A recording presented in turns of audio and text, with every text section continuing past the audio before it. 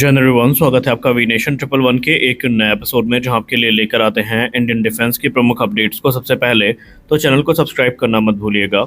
आज के इस वीडियो में हम बात करने वाले हैं जीटीआरई सैफरान के बारे में।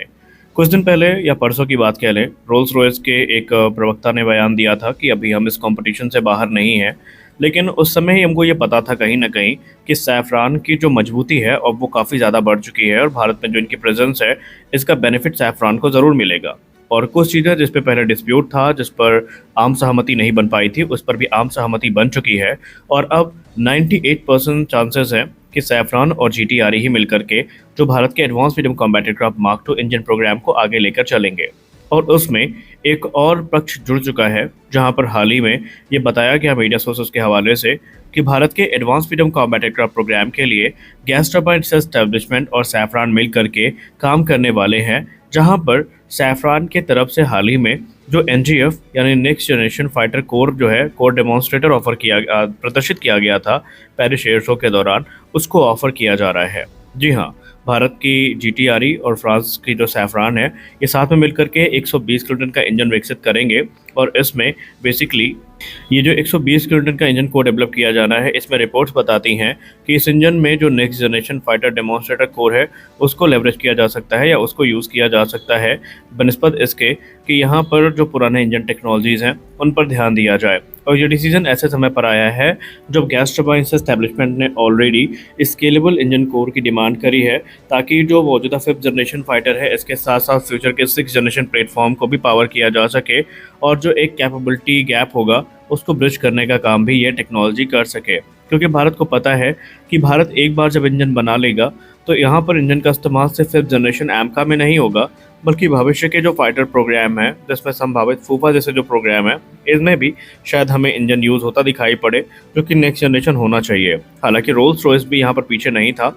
रोल्स रॉयस ने भी complete transfer of technology, 100% intellectual property rights और नेक्स्ट जनरेशन टेक्नोलॉजी ऑफर करने की बात करी थी। लेकिन माना जा रहा है कि सैफरान यहाँ पर भारी पड़ रहा है। उसके पीछे का कारण ये है कि सैफरान जो टाइमलाइन दे रहा है वो 10 वर्षों से भी कम की है। और आपको पता ही है कि एमका मार्क 2 का प्रोडक्शन 2035 में शुरू हो जाना है। रोल्स रॉयस के हिसाब से तकरीबन यहाँ पे 10 से 13 वर्ष का समय लग सकता था इंजन को विकसित करने में, लेकिन सैफरान के साथ ये माना जा रहा है कि ये काम 1 दशक या उससे कम में पूरा हो जाएगा। और क्योंकि यहाँ पर जो एडवांस एनजीएफ डेमोन्स्ट्रेटर कोर है, ये पूरे मामले को इन्फ्लुएंस कर रही है, जो कि पेरिस एयर शो के दौरान प्रदर्शित करी गई थी। एडवांस मीडियम कॉम्बैट एयरक्राफ्ट की बात करें तो ये 2 फेजेस में पूरा होने वाला प्रोग्राम है। फेज़ 1 में हमें मार्क 1 देखने को मिलेगा, जो कि जनरल इलेक्ट्रिक F414 से पावर्ड होगा। एडवांस मीडियम कॉम्बैट एयरक्राफ्ट को इस हिसाब से बनाया जा रहा है कि ये भारत की 5th जनरेशन फाइटर की नीड को पूरा करेगा, जहां पर स्टेल्थ के साथ साथ सुपर क्रूज, थ्रस्ट वेक्टरिंग और स्टेल्थ ऑप्टिमाइज फीचर भी यहाँ पर इंजन में होने चाहिए, जो कि इंजन के रडार क्रॉस सेक्शन या रडार सिग्नेचर को कम कर सकें। और जाहिर सी बात है ये काम 4th जनरेशन इंजन से काफ़ी मुश्किल है, और इसीलिए एमका मार्क 1 में तो हमें F414 देखने को मिल जाएगा। लेकिन फेज़ 2 में जो एमका मार्क 2 होगा, जो कि 2035 से प्रोडक्शन में आना है और डिलीवरी 2036 या 37 से शुरू हो जाएगी, इसमें हमें 120 किलोटन का इंजन देखने को मिलेगा, जो कि इंडियन एयरफोर्स की ऑपरेशनल नीड को पूरा करने में सक्षम होगा। यूँ तो भारत ने ऑलरेडी कावेरी इंजन की शुरुआत करी थी, जिसका उद्देश्य था भारत के फाइटर जेट्स को पावर करना, लेकिन आप सब भली भांति जानते हैं कि ये इंजन थ्रस्ट को डिलीवर करने में सक्षम नहीं है जितना कि इस फाइटर के लिए चाहिए।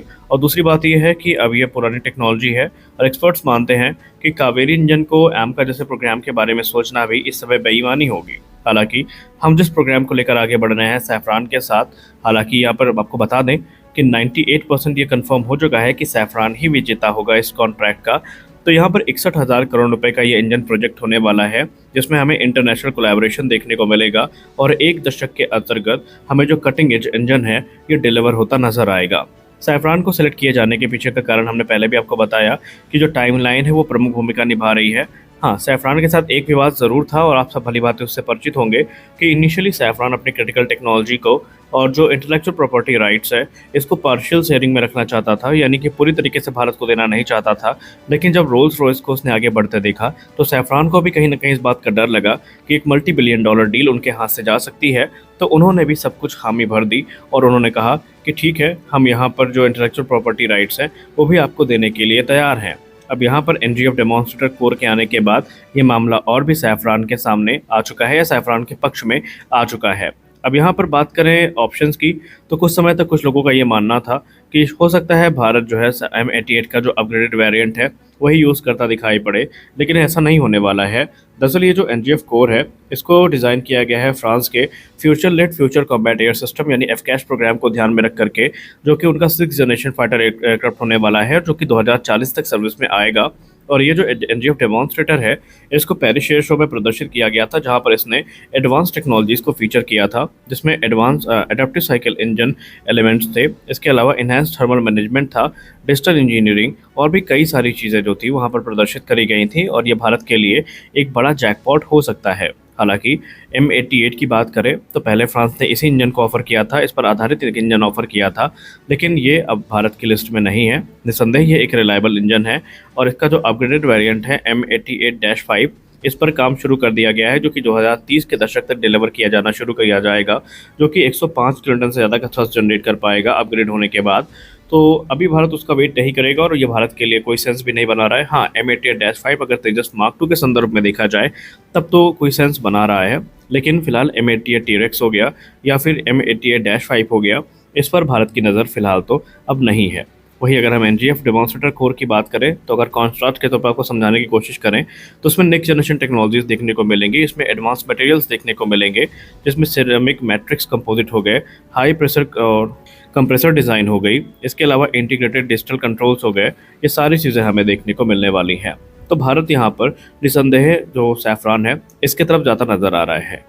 लेकिन एक चीज़ जो हमें समझनी होगी वो ये है कि भारत ने ऑलरेडी जो इंजन मैन्युफैक्चरिंग फैसिलिटी है ये बनानी शुरू कर दी है, जो इस चीज़ का प्रमाण है कि भारत इस प्रोग्राम को बहुत गंभीरता के साथ ले रहा है। और एक लंबा डिस्कशन चला था, जहां पर हमें 3-4 जो कंटेंडर्स है वो देखने को मिले थे इस कॉम्पिटिशन में। पहला था सैफरान, दूसरा था रोल्स रॉयस, तीसरा था रूस का यूनाइटेड इंजन कॉर्पोरेशन, फिर जापान की एंट्री होती है, फिर जनरल इलेक्ट्रिक की एंट्री होती है।